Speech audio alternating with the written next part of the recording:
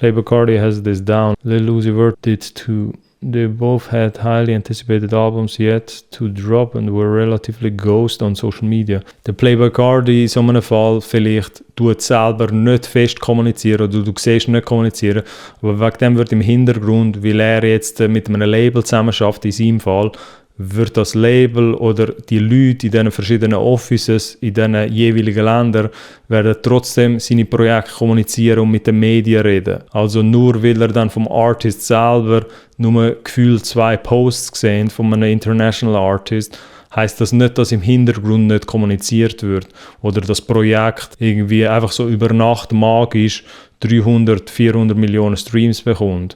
Je nachdem, ob dann auch noch Labels dahinter sind, übernehmen die dann auch noch einen grösseren Teil von einer Kommunikation, wenn es dann eher Artists sind, die selber nicht viel dazu machen wollen. Das hat dann alles dann natürlich mit Vertragskonditionen und Prozent im Hintergrund zu tun. Wenn du jetzt aber eher solo unterwegs wärst oder das in seinem Fall so wäre, hypothetisch, würde der grösste Teil von der Kommunikation oder vom Marketing, von deiner eigenen Vermarktung, würdest dann du in so einem Fall machen und dort kommt dann wiederum Songkommunikation ins Spiel oder das eine oder andere, was er da auch schon auf dem Kanal mitbekommen hat.